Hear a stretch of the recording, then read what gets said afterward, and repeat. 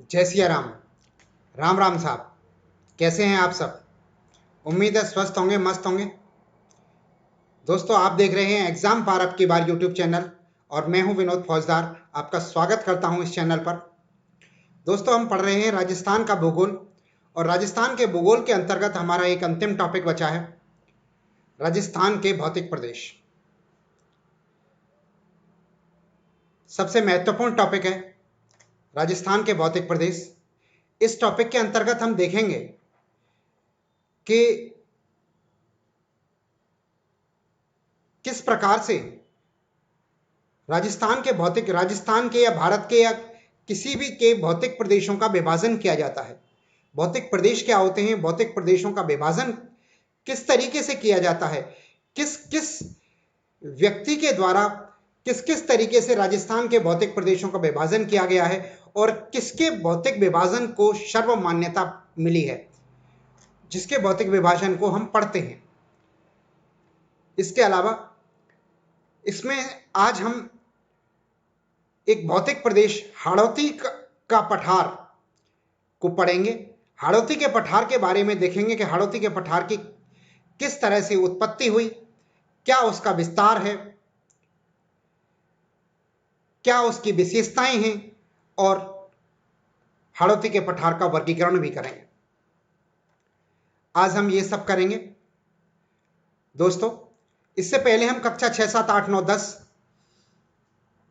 कि हमारा राजस्थान और राजस्थान अध्ययन नाम की किताब के वन लाइनर क्वेश्चंस अपलोड कर चुके हैं। अगर वो आपने अभी तक नहीं देखे हैं तो हमारी प्लेलिस्ट के अंदर जाके देख लीजिए। इसके अलावा राजस्थान ज्योग्राफी और राजस्थान हिस्ट्री के टॉपिक वाइज वीडियोस भी हम अपलोड कर चुके हैं या कर रहे हैं। अगर वो भी आपने नहीं देखे हैं तो उनको भी आप हमारी प्लेलिस्ट के अंदर जाके देख लीजिए। आइए शुरू करते हैं राजस्थान का भौतिक प्रदेश। तो सबसे पहले हम देखेंगे कि भौतिक प्रदेश कहते किसे हैं हम। तो भौतिक प्रदेश का मतलब होता है स्थल मंडल पर स्थित भौगोलिक उच्चावच, जैसे पर्वत, पठार, मैदान, मरुस्थल का किसी क्षेत्र विशेष के संदर्भ में अध्ययन करना भौतिक प्रदेश कहलाता है। भौतिक प्रदेश के विभाजन के आधार क्या हैं? भौतिक प्रदेश हमने किस किस आधार पर विभाजन करते हैं, भौतिक प्रदेश के विभाजन के आधार क्या क्या होते हैं, तो वो आधारों के बारे में देखते हैं। तो 4 आधार हैं भौतिक प्रदेशों को विभाजन करने के। अलग अलग विद्वानों के द्वारा अलग अलग आधार को मानकर अलग अलग आधार मानकर विभाजन किया है, पर मोस्टली जो आधार माने जाते हैं वो हैं, एक तो है स्थल स्वरूप के को आधार मानकर। पहला आधार है स्थल स्वरूप, जिसमें पर्वत, पठार, मैदान, मरुस्थल को आधार मान के भौतिक विभाजन किया जाता है। दूसरा है भौगोलिक दशाओं के आधार पर, जिसमें जलवायु और वनस्पति आती है। तीसरा है कृषि एवं फसल प्रारूप के आधार पर भौतिक विभाजन किया जाता है। और चौथा है विशिष्ट आर्थिक लक्षणों के आधार पर, यानी कि औद्योगिक क्षेत्र और खनिज संपदा के आधार पर भी क्षेत्रों का विभाजन किया जाता है। तो अलग अलग विद्वानों ने अलग अलग आधार के ऊपर विभाजन किया है। तो राजस्थान का जो भौगोलिक विभाजन किया है वो सबसे पहले वीसी मिश्रा के द्वारा किया गया है। वीसी मिश्रा महोदय के द्वारा सबसे पहले 1967 में राजस्थान का भौतिक विभाजन किया। वीसी मिश्रा की एक किताब है राजस्थान का भूगोल, ये 1968 में पब्लिश हुई, जिसे नेशनल बुक ट्रस्ट ने पब्लिश किया और इसमें इन्होंने राजस्थान का भौतिक विभाजन किया है। यानी कि वीसी मिश्रा द्वारा सबसे पहले राजस्थान का भूगोल नाम की किताब में, जो कि 1967 को लिखी थी और 1968 में नेशनल बुक ट्रस्ट द्वारा पब्लिश की गई थी, के अंदर किया है। इसके अकॉर्डिंग राजस्थान को 7 भौतिक विभागों में बांटा है और इन्होंने जो आधार रखा है इसका भौतिक विभाजनों को बांटने का, वो रखा है स्थल स्वरूप, कृषि प्रारूप, जलवायु और औद्योगिक विकास। ये इनके आधार थे भौतिक विभाजन को बांटने के लिए। जो इन्होंने 7 हिस्सों में बांटा है वो 7 हिस्से हैं। पहला है नहरी क्षेत्र, दूसरा पश्चिमी मरुस्थल, तीसरा अर्ध शुष्क प्रदेश, चौथा अरावली प्रदेश, पांचवा है पूर्वी कृषि औद्योगिक क्षेत्र, और छठवां है दक्षिण कृषि औद्योगिक क्षेत्र, और सातवां है चंबल बीहड़ क्षेत्र में इन्होंने बांटा है। एक एक करके देखें कौन कौन से जिले किस किस क्षेत्र के अंतर्गत आते हैं। तो नहरी क्षेत्र है, नहरी क्षेत्र के अंदर हनुमानगढ़ और गंगानगर दो क्षेत्र आते हैं। नहरी क्षेत्र में हनुमानगढ़ और गंगानगर, उस समय पर जब इन्होंने बांटा था तब केवल गंगानगर था, हनुमानगढ़ नहीं था। इन्होंने केवल गंगानगर लिया था नहरी क्षेत्र में, लेकिन वर्तमान में हनुमानगढ़ और गंगानगर नहरी क्षेत्र के अंतर्गत आते हैं। दूसरा है पश्चिमी मरुस्थलीय क्षेत्र की बात करें तो पश्चिमी मरुस्थलीय क्षेत्र में बाड़मेर, जैसलमेर, बीकानेर और पश्चिमी जोधपुर, पूरा जोधपुर नहीं है, पश्चिमी इलाका, जोधपुर का पश्चिमी इलाका, ये जो है मरुस्थलीय प्रदेश के अंदर आते हैं। तीसरा है अरावली पर्वतीय प्रदेश। तो अरावली पर्वतीय प्रदेश को इन्होंने सिरोही, राजसमंद, उदयपुर और डूंगरपुर, केवल 4 जिलों में माना है। सिरोही, उदयपुर, राजसमंद और डूंगरपुर 4 जिलों में माना था। तीसरा क्षेत्र ये उन्होंने बांटा था। चौथा क्षेत्र उन्होंने बांटा था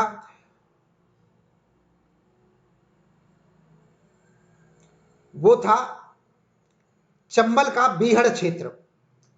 तो चंबल के बीहड़ क्षेत्र में इन्होंने धौलपुर, करौली और सवाई माधोपुर, इन 3 जिलों को शामिल किया था। धौलपुर, करौली और सवाई माधोपुर, इन 3 जिलों को शामिल किया था।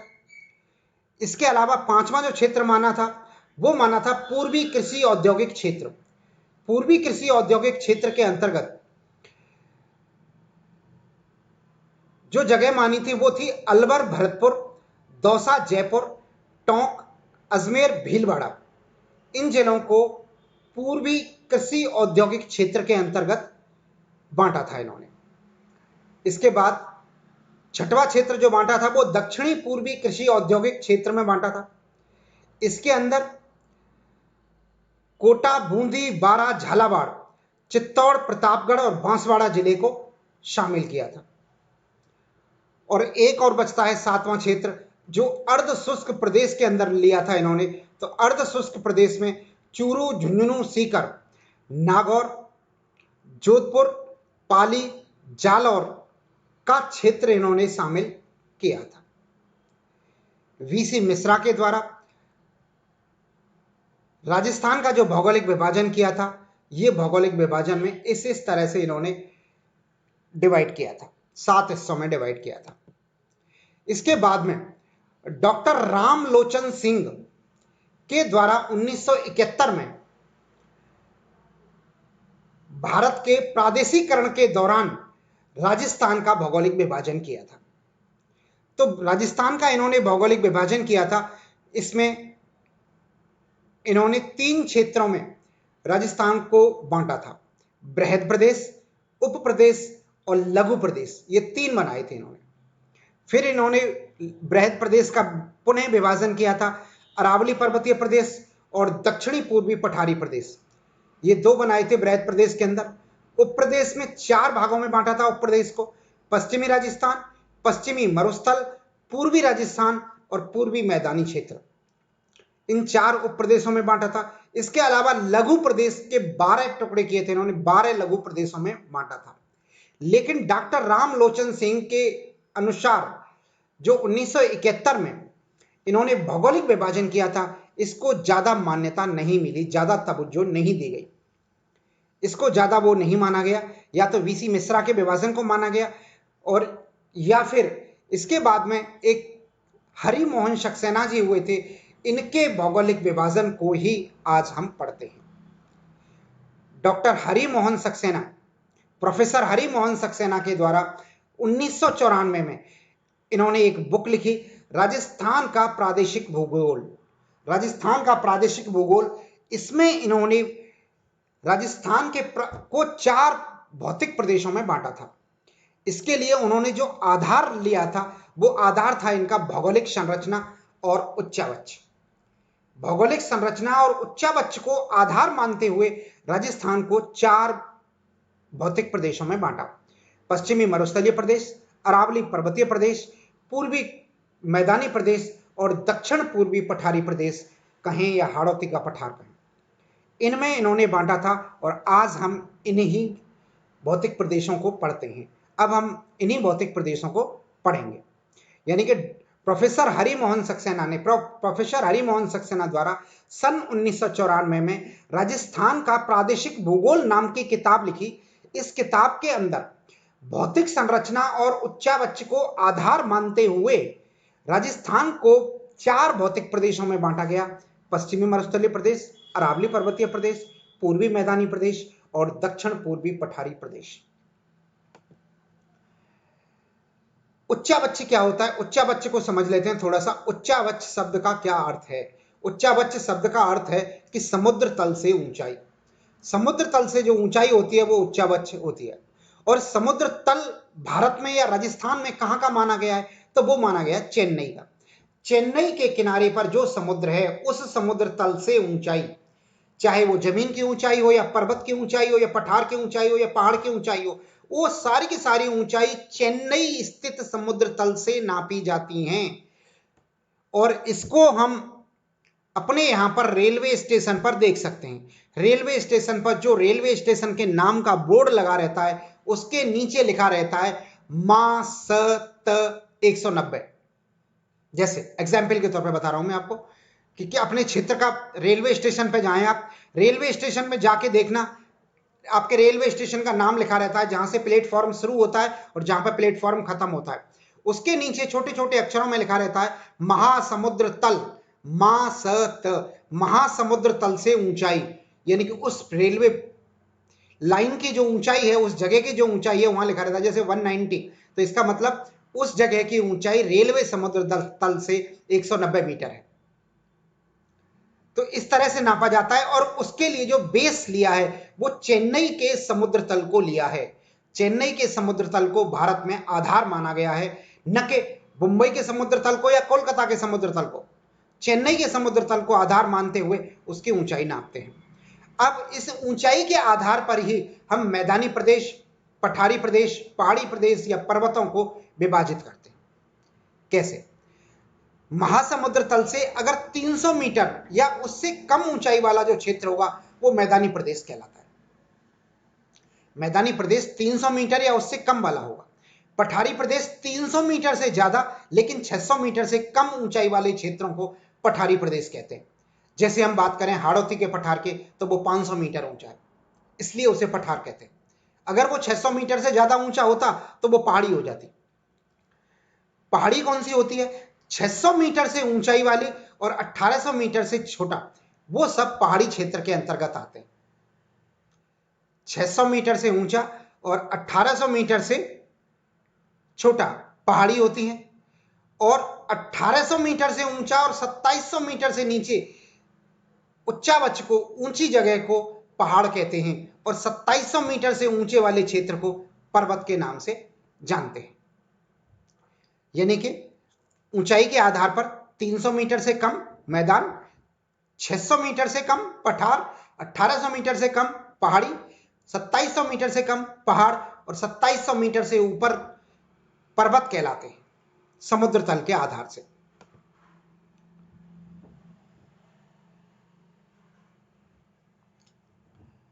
उच्चावच के आधार पर राजस्थान को या भारत को के क्षेत्रों को अगर प्रतिशत में हम बांटें तो भारत का क्षेत्र, भारत में मैदानी प्रदेश जो है वो 43% है, पठारी प्रदेश 28% है, पहाड़ियां 18% हैं, जबकि पर्वत 11% क्षेत्र में।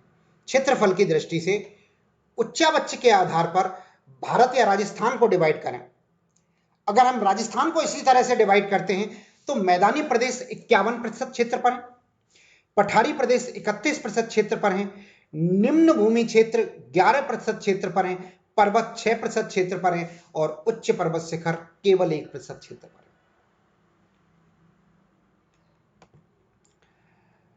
है। राजस्थान के भूगोल के अंतर्गत अब हम भौगोलिक संरचना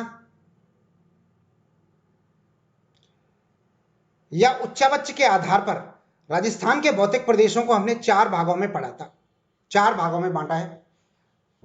प्रोफेसर हरिमोहन सक्सेना ने 4 भागों में बांटा था। जिसके लिए उन्होंने आधार लिया है भौगोलिक संरचना और उच्चा बच्चे को। वो 4 भाग कौन कौन से हैं एक बार दोबारा से देख लें। पश्चिमी मरुस्थलीय प्रदेश, अरावली पर्वतीय प्रदेश, पूर्वी मैदानी प्रदेश और दक्षिण पूर्वी पठारी प्रदेश। अब एक एक करके हम सबके बारे में इनसे बात करते हैं। सबसे पहले हम बात करेंगे दक्षिणी पूर्वी पठारी प्रदेश की। इसमें हम किसी भी भौतिक प्रदेश को जब पढ़ते हैं तो उसकी 4 चीजें हम मुख्यतया पढ़ते हैं। पहली चीज कि उसकी उत्पत्ति कहां से हुई, उस प्रदेश की, उस जगह की उत्पत्ति कैसे हुई, उसका विस्तार कहां तक है, उसकी विशेषताएं क्या हैं और उसका वर्गीकरण किस प्रकार किया जा सकता है या किया गया है, ये पढ़ते हैं हम हर एक भौतिक प्रदेश के बारे में। तो दक्षिणी पूर्वी पठार का भी हम ये चारों चीज पढ़ेंगे, उत्पत्ति, विस्तार, विशेषताएं और वर्गीकरण। आइए शुरू करते हैं। सबसे पहले हम बात करते हैं दक्षिणी पूर्वी पठार की। इसका दूसरा नाम हाड़ौती का पठार भी है, इसे हाड़ौती का पठार भी कहते हैं। इसकी उत्पत्ति की बात करें तो मध्यजीवी महाकल्प, जिसे मिसोजोइक एरा भी कहते थे, मध्यजीवी महाकल्प के क्रिटेशियस कालखंड में, मध्यजीवी महाकल्प के क्रिटेशियस कालखंड में गोंडवानालैंड में ज्वालामुखी क्रिया की दरारी उद्गार के द्वारा दक्षिण पूर्वी पठारी प्रदेश की उत्पत्ति हुई है।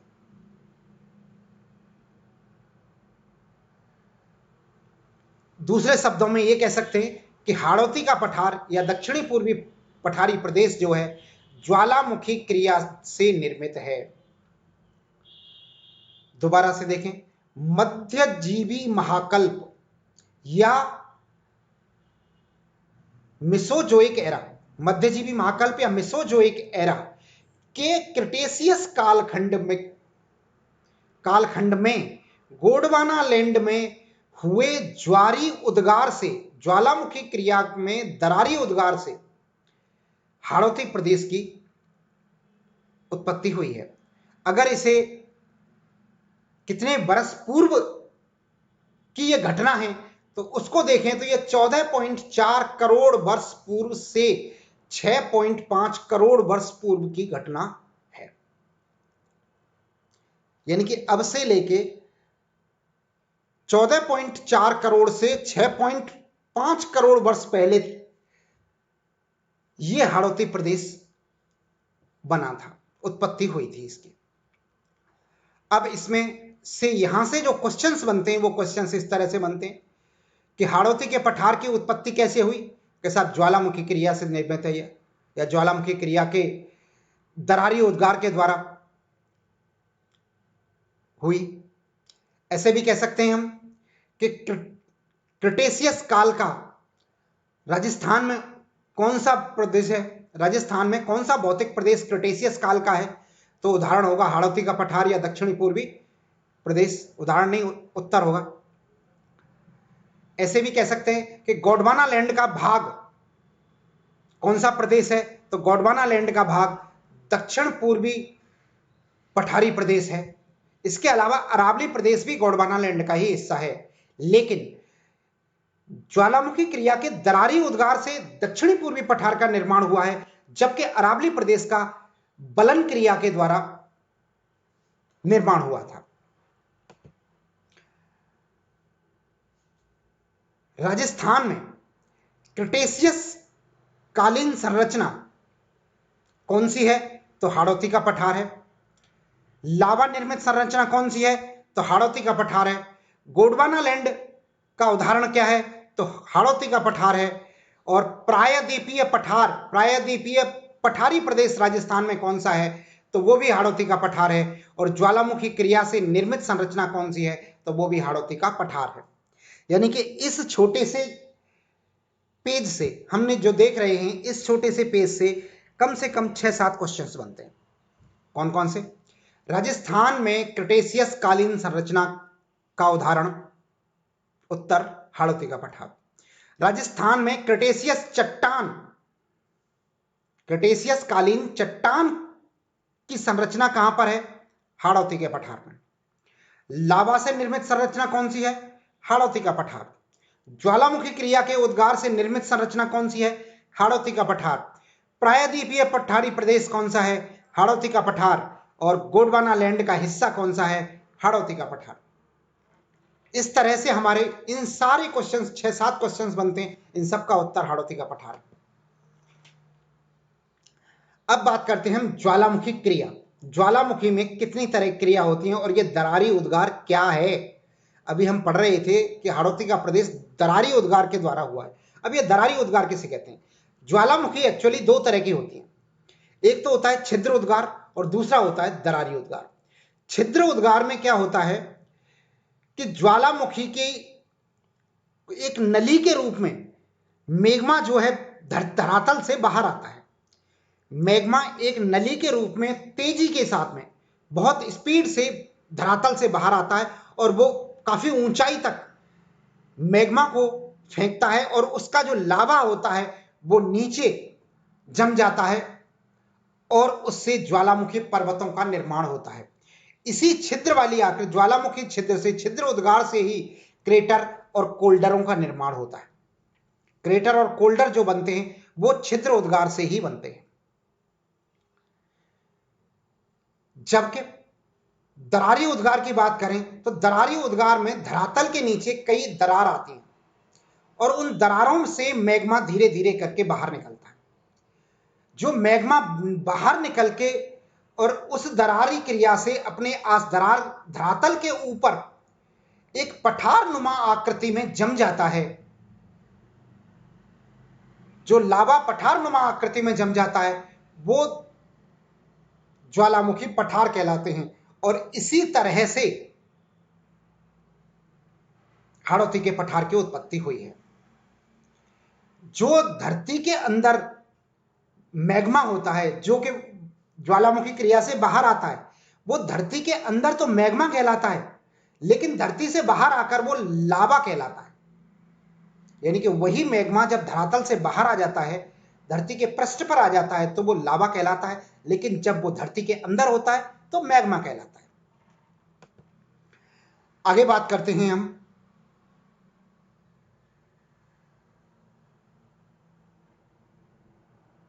दक्षिण पूर्वी पठारी प्रदेश का। दक्षिण पूर्वी पठारी प्रदेश जो है, जिसे हाड़ौती का पठार भी कहते हैं, इसके विस्तार की बात करते हैं। तो विस्तार की बात करें तो राजस्थान के मैप में अगर देखें तो राजस्थान के मैप में ये दक्षिण पूर्वी हिस्से में आता है। दक्षिण पूर्वी हिस्से में आता है।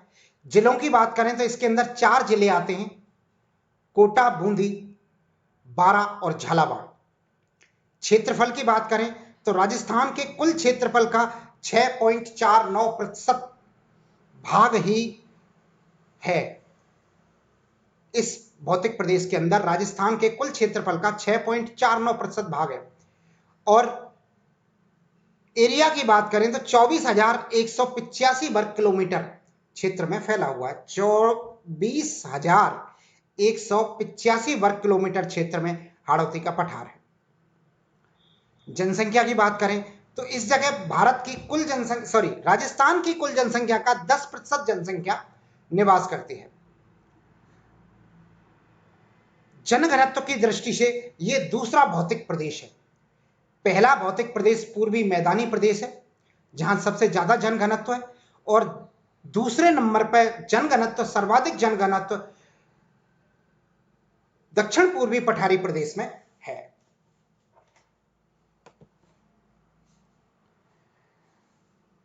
औसत ऊंचाई देखें, हाड़ौती के पठार की औसत ऊंचाई 500 मीटर है।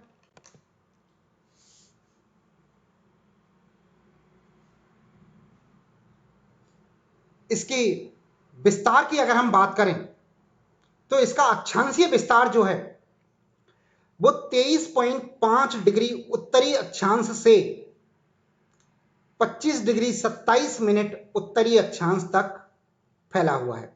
यानी कि 23 डिग्री 5 मिनट उत्तरी अक्षांश से 25 डिग्री 7 मिनट उत्तरी अक्षांश तक दक्षिणी पूर्वी पठारी प्रदेश का अक्षांशीय विस्तार है। इसी प्रकार जब देशांतरीय विस्तार की बात करें इसके की, तो इसका देशांतरीय विस्तार जो आता है वो 75 डिग्री 15 मिनट पूर्वी देशांतर से 77 डिग्री 25 मिनट पूर्वी देशांतर तक है। लगभग 2 देशांतरों से थोड़ा सा ज्यादा है। इसी तरह 2 अक्षांशों से भी थोड़ा सा ज्यादा है। ज्यादा भागों में दक्षिणी पूर्वी मैदानी पठारी प्रदेश फैला हुआ है। दक्षिणी पूर्वी पठारी प्रदेश फैला हुआ है। अब बात करते हैं हम इसके औसत ऊंचाई। अभी हमने देखी ही 500 मीटर इसकी है। ढाल की बात करें तो किसी भी भौतिक प्रदेश का ढाल उसकी उस क्षेत्र में बह रही नदियों के बहाव से पता लगाया जाता है। और दक्षिण क्या, इसका हाड़ौती के पठार की मुख्य नदी जो है वो चंबल नदी है, और चंबल नदी दक्षिण से उत्तर की ओर बहती है। तो इसका ढाल जो है वो दक्षिण से उत्तर की ओर है। लेकिन अगर दो दो करके अगर वो ज्वाइंट ग्रुप दे दे, वैसे अगर नॉर्मली पूछे तो दक्षिण से उत्तर की ओर इसका ढलान है, लेकिन अगर वो दो दो करके ग्रुप दे दे, दो दो दिशाओं के ग्रुप दे दे, तो दक्षिण पश्चिम से उत्तर पूर्व की ओर इसका ढलान है। यानी कि चंबल नदी और उसकी सारी सहायक नदियों का पानी कहां आता है? उत्तर की ओर जाता है, उत्तर पूर्व की ओर जाता है, दक्षिण पूर्व से उत्तर पूर्व की ओर जाता है। इसलिए इस हाड़ौती के पठार का जो ढलान है वो दक्षिण पश्चिम से उत्तर पूर्व की ओर है। अब हम हाड़ौती के पठार की विशेषताओं की बात करते हैं।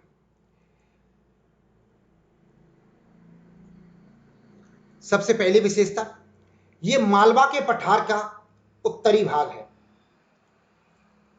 मालवा के पठार का उत्तरी भाग है। संक्रांति क्षेत्र है। संक्रांति क्षेत्र क्या है? संक्रांति क्षेत्र अरावली पर्वत तथा विंध्याचल का संक्रांति क्षेत्र है ये।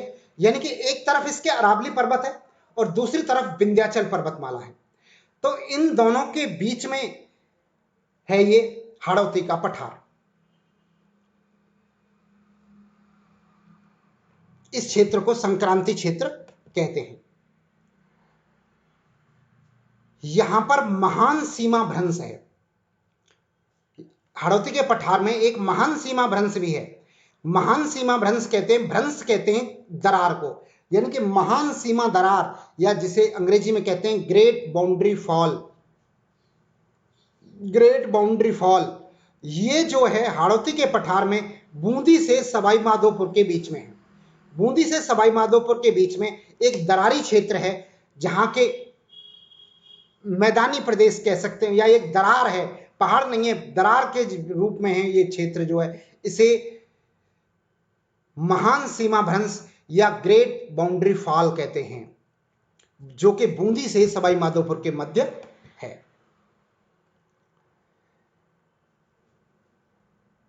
इसके अलावा उच्च भूमि क्षेत्र की बात करें हम, तो उच्च भूमि क्षेत्र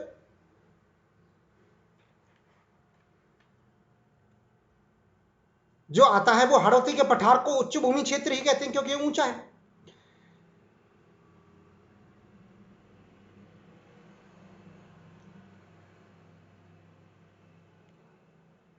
इसमें जो नदी बहती है मुख्यतः जो चंबल नदी बहती है, चंबल नदी के द्वारा चंबल नदी के आसपास जलौढ़ मृदा का जमाव किया जाता है। चंबल नदी से चंबल बेसिन जो बनता है, चंबल बेसिन में जलौढ़ मृदा का निर्माण होता है। हाड़ौती का पठार जो कि ज्वालामुखी क्रिया के दरारी उद्गार से बना है, इसमें क्षेत्र में लावा का जमाव है। और यहां पर इस पठार के अंदर चट्टानों की बात करें तो क्रिटेशियस कालीन चट्टानें मिलती हैं। क्रिटेशियस कालीन चट्टान है यहां पर, और क्रिटेशियस कालीन चट्टान को बाह्य आग्नेय चट्टान, क्रिटेशियस कालीन चट्टानों की में बाह्य आग्नेय चट्टान होती हैं। बाह्य आग्नेय चट्टान का मतलब होता है बेसाल्ट चट्टान। बाह्य आग्नेय चट्टान को बेसाल्ट चट्टान भी कहते हैं, क्योंकि ये लावा के जमाव से बनी है। इसमें ज्वालामुखी क्रिया का दरार हुआ, लावा निकला, लावा ऊपर जम गया, तो जो ऊपर जमा है ऊपरी क्षेत्र में जमा है, यानी कि धरातल के ऊपर के क्षेत्र में है, इसलिए इस क्षेत्र को बाह्य आग्नेय चट्टान कहते हैं। जो धरातल के अंदर चट्टानें होती हैं वो आंतरिक आग्नेय चट्टान कहलाएंगी। जो क्रिटेशियस काल में बनी है, लेकिन जो धरातल से ऊपर बनी है वो बाह्य आग्नेय चट्टान कहती हैं, और बाह्य आग्नेय चट्टानों को ही बेसाल्ट चट्टान कहते हैं। यहां से खनिजों की बात करें तो यहां पर एकमात्र धात्विक खनिज पाया जाता है, वो है एल्युमिनियम।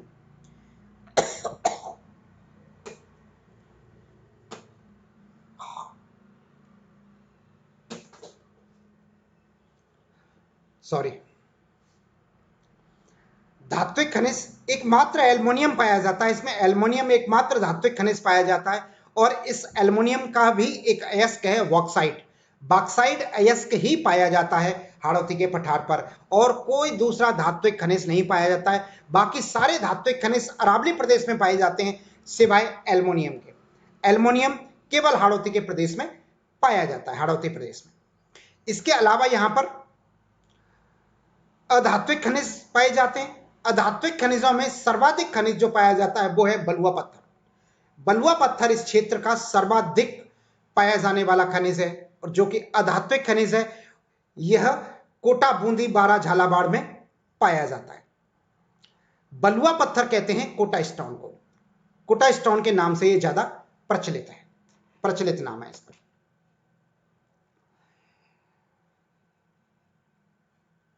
अरावली में, अरावली प्रदेश में ग्रेनाइट की चट्टानें पाई जाती हैं, जो कि आंतरिक आग्नेय चट्टान कहलाती हैं, और अधिकांशतः धात्विक खनिज और धात्विक अयस्क जो है अरावली प्रदेश में मिलते हैं। अब बात करते हैं मृदा की। हाड़ौती के प्रदेश की मृदा की बात करें तो यहां पर काली मृदा पाई जाती है, और ये जो काली मृदा है इसमें जल धारण करने की क्षमता सर्वाधिक होती है। इसी काली मृदा को कपासीय मृदा भी कहते हैं। कोटा, बूंदी, बारा, झालावाड़ के क्षेत्र में हाड़ौती का पठार है।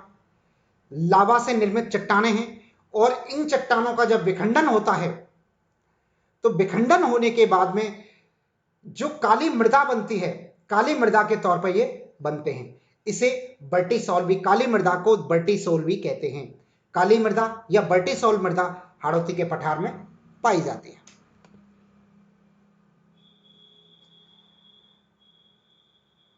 मानसून की बात करें अगर यहां पर अगली विशेषता के तौर पे अगर मानसून की बात करें तो दक्षिणी पश्चिमी मानसून से राजस्थान में बरसात होती है। पूरे राजस्थान में दक्षिणी पश्चिमी मानसून से ही बरसात होती है, और दक्षिणी पश्चिमी मानसून की भी दो शाखाएं आती हैं। एक होती है अरब सागरीय शाखा, और दूसरी होती है बंगाल की खाड़ी की शाखा। दोनों ये मानसून जो है ग्रीष्म ऋतु में आता है। दक्षिणी पश्चिमी मानसून ग्रीष्म ऋतु में राजस्थान के अंदर आता है। इसमें अरब सागरीय शाखा और बंगाल की खाड़ी शाखा से राजस्थान में बरसात होती है।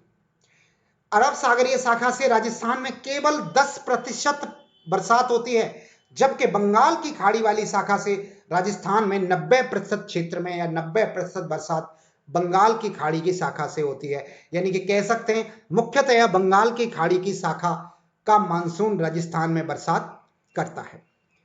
अरब सागरीय शाखा से जो मानसून होता है वो बांसवाड़ा से प्रवेश करता है। अरब सागरीय शाखा का मानसून बांसवाड़ा से प्रवेश करता है, जबकि बंगाल की खाड़ी वाला मानसून झालावाड़ से प्रवेश करता है।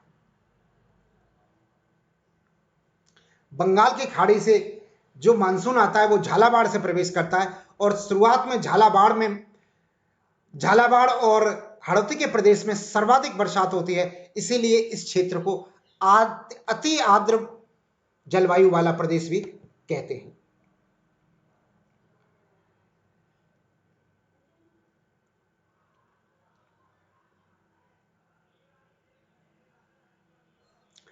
अब बात करते हैं मुख्य नदी की।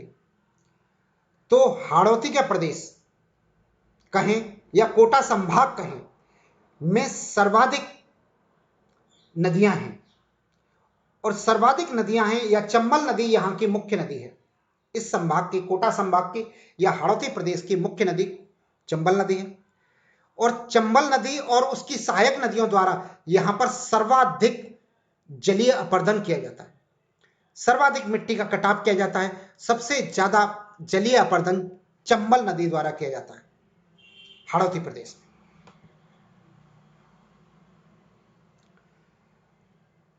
हाड़ौती प्रदेश एक ऐसा प्रदेश है जहां पे कि राजस्थान में अस्पष्ट अधर प्रवाह तंत्र पाया जाता है। हम कुल मिला के राजस्थान के अंदर तीन तरह के प्रवाह तंत्र पढ़ते हैं, तीन तरह के अपवाह तंत्र पढ़ते हैं, प्रवाह तंत्र या अपवाह तंत्र पढ़ते हैं। एक पढ़ते हैं बंगाल की खाड़ी का तंत्र, एक पढ़ते हैं अरब सागरीय तंत्र, और तीसरा पढ़ते हैं हम आंतरिक प्रवाह तंत्र। तीन तरह के प्रवाह तंत्र पढ़ते हैं, लेकिन राजस्थान में एक चौथा प्रवाह तंत्र और पाया जाता है जो कि हाड़ौती प्रदेश में पाया जाता है।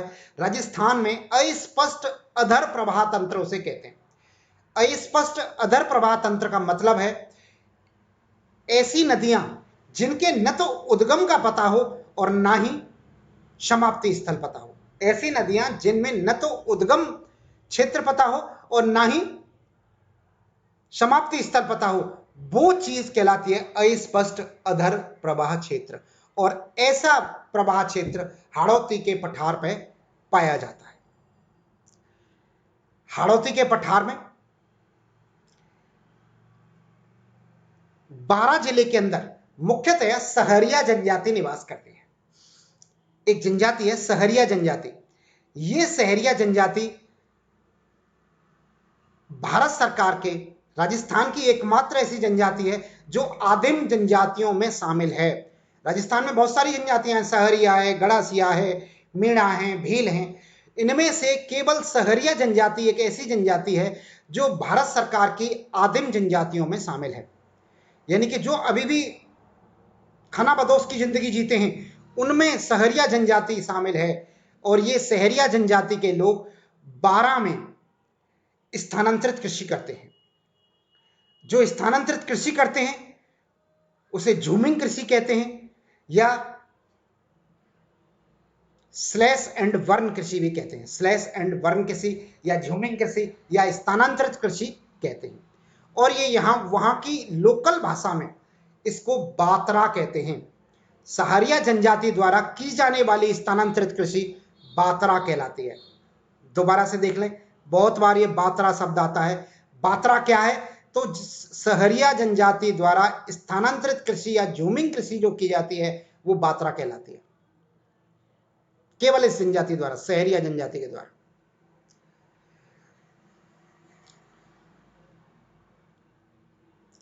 सहरिया जनजाति इस क्षेत्र में एक सीताबाड़ी मेला लगता है जो कि सहरिया जनजाति का एक प्रसिद्ध मेला है, सीताबाड़ी का मेला।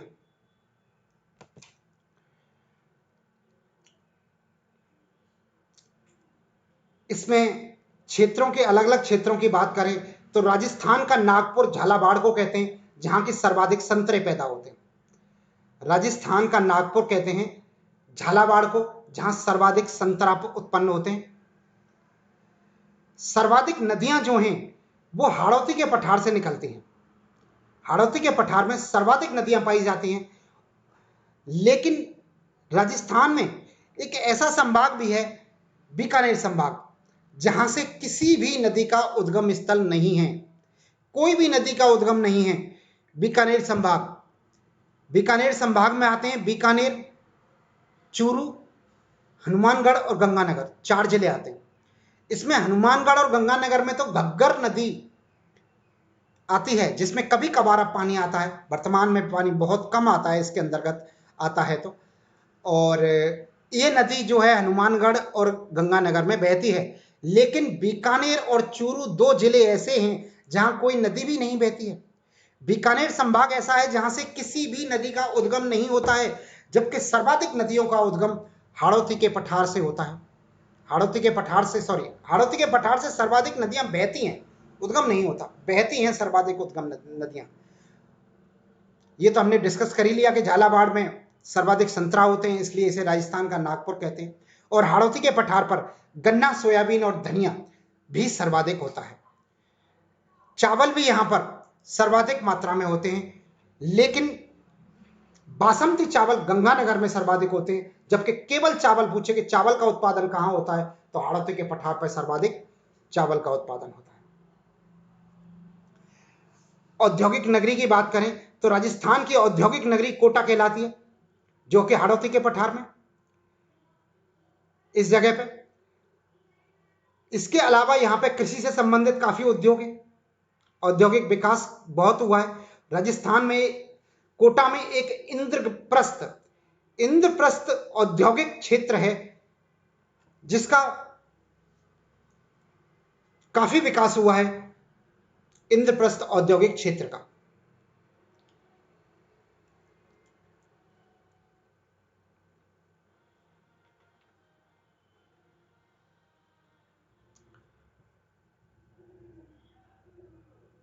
सोयाबीन और तिलहन यहां पर राजस्थान में सर्वाधिक होता है। तो ये सोयाबीन और तिलहन, सोयाबीन जो है तिलहन के अंतर्गत, सोयाबीन जो है, सोयाबीन की बुवाई 12 में सबसे अधिक होती है और उत्पादन भी सबसे अधिक होता है। 12 जिले में सर्वाधिक सोयाबीन की बुवाई होती है और सर्वाधिक उत्पादन होता है। अब हम बात करते हैं हाड़ौती के वर्गीकरण की, हाड़ौती के पठार के वर्गीकरण की बात करते हैं। तो हाड़ौती के पठार का वर्गीकरण करें तो इसको दो क्षेत्रों में बांटते हैं हम, विंध्य कगार क्षेत्र और दक्कन का पठार। हाड़ौती के पठार को दो क्षेत्रों में बांट के पढ़ते हैं, पहला विंध्य कगार क्षेत्र और दूसरा है दक्कन का पठार। विंध्य कगार क्षेत्र को फिर पुनः तीन क्षेत्रों में बांटते हैं, पहला है अर्धचंद्राकार पहाड़ियां, दूसरा है नदी निर्मित मैदान और तीसरा है शाहाबाद उच्च भूमि क्षेत्र। विंध्य कगार क्षेत्र को पुनः तीन क्षेत्रों में बांटते हैं, अर्धचंद्राकार पहाड़ियां, नदी निर्मित मैदानी प्रदेश और शाहाबाद उच्च भूमि क्षेत्र। इसी प्रकार दक्कन के पठार को भी दो भागों में बांट के पढ़ते हैं, झालावाड़ का पठार और डंग गंगधर प्रदेश, डंग गंगधर प्रदेश।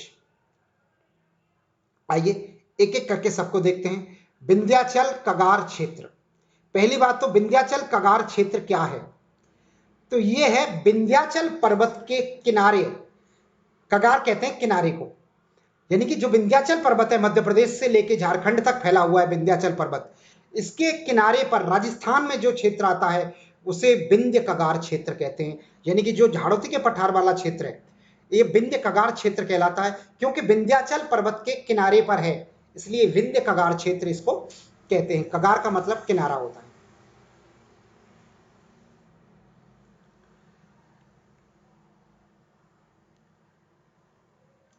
इस हाड़ौती के पठार वाले क्षेत्र में, विंध्य कगार क्षेत्र की या हाड़ौती पठार के क्षेत्र की बात करें तो बनास नदी के मुहाने पर, जो बनास नदी का मुहाना है, बनास नदी का मुहाना कहां है, रामेश्वरम पर। रामेश्वरम सवाई माधोपुर जिले में जहां बनास नदी का मुहाना है वहां से लेकर और चंबल नदी वाले क्षेत्र तक, चंबल नदी क्षेत्र तक जो प्रदेश है वो प्रदेश कहलाता है, ये क्या नाम है, विंध्य कगार क्षेत्र। विंध्य कगार क्षेत्र जो है बनास नदी के मुहाने से लेकर चंबल नदी के बीच का क्षेत्र, चंबल नदी तक का क्षेत्र विंध्य कगार क्षेत्र कहलाता है।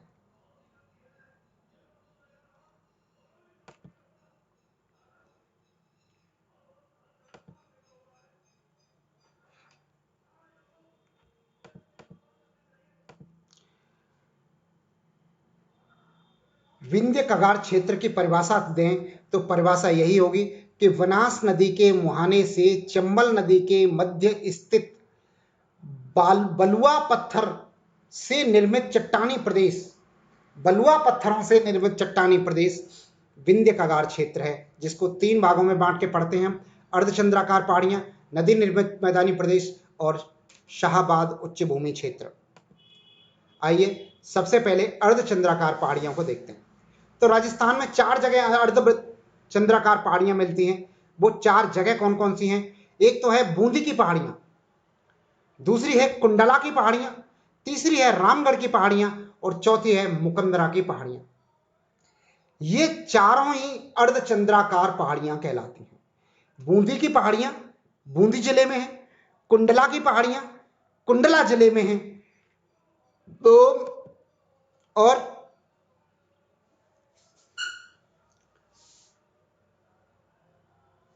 मुकंदरा की पहाड़ियां, और दूसरी है रामगढ़ की पहाड़ियां। रामगढ़ की पहाड़ियों का विस्तार जो है ये है बूंदी से लेकर और बारां तक, बूंदी, कोटा, बारां तीनों जिलों में इसका विस्तार है। और यहां पर घोड़े की नाल की आकृति जैसी पर्वत पाए जाते हैं, घोड़े की नाल की आकृति के समान पहाड़ पाए जाते हैं जो कि रामगढ़ की पहाड़ी में हैं।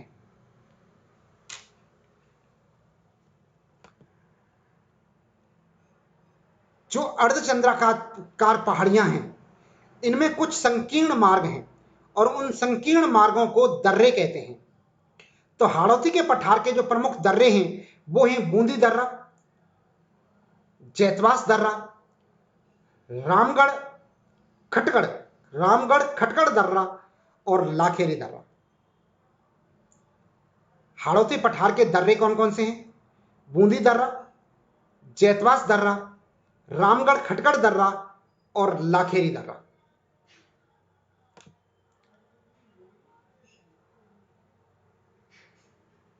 इसके बाद हम बात करते हैं दूसरे प्रदेश की, जो है कि नदी निर्मित मैदानी प्रदेश। ये जो है कोटा और बूंदी में चंबल नदी के किनारे पर एक मैदानी प्रदेश है। चंबल नदी के किनारे पर एक मैदानी प्रदेश है जो कि चावल के लिए सर्वाधिक चावल यहां से उत्पादित किए जाते हैं।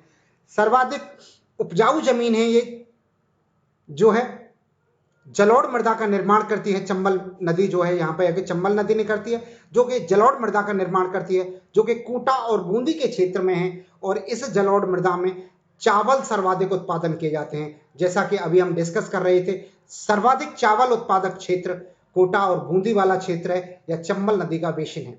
लेकिन सर्वाधिक वासंती चावल उत्पादक क्षेत्र गंगानगर है।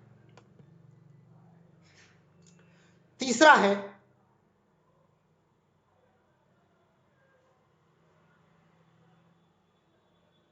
जो तीसरा प्रदेश है वो है शाहाबाद उच्च भूमि क्षेत्र।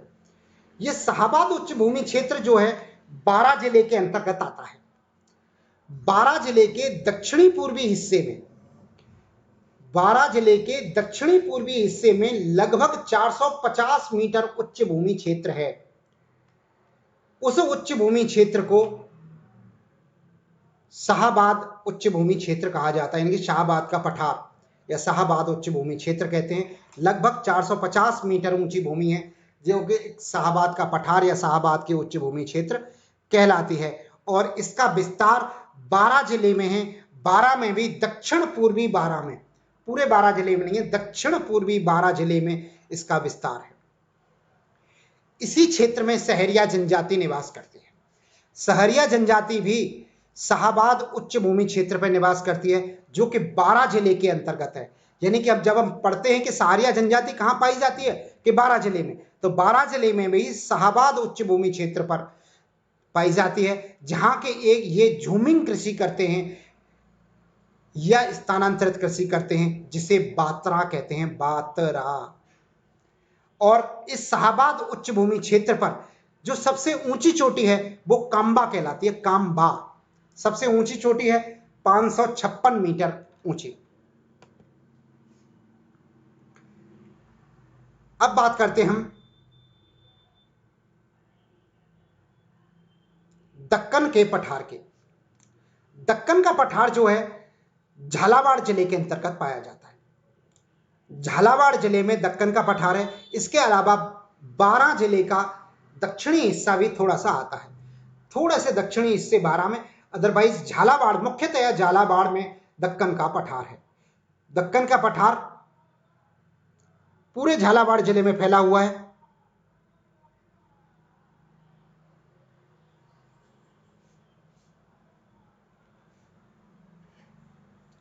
और इसी झालावाड़ जिले में दक्षिणी पश्चिमी इलाके में 356 मीटर उच्च भूमि क्षेत्र, 356 मीटर या लगभग 350 मीटर उच्च भूमि क्षेत्र पाया जाता है, जिसे डग गंगधर प्रदेश कहते हैं। यानी कि डग गंगधर प्रदेश दक्षिणी पूर्वी झालावाड़ में है और संपूर्ण झालावाड़ में दक्कन का पठार फैला हुआ है। दक्कन का पठार कहां पर है? झालावाड़ जिले में। डग गंगधर प्रदेश कहां पर है? दक्षिणी पूर्वी झालावाड़ में।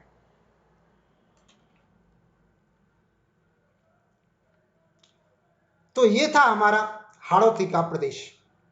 हाड़ौती प्रदेश का हमने भौतिक विभाजन और उसकी विशेषताएं, विस्तार, उत्पत्ति और वर्गीकरण पढ़ा। आज के लिए इतना ही। वीडियोस देखने के लिए आपका बहुत बहुत धन्यवाद। जय हिंद, जय भारत।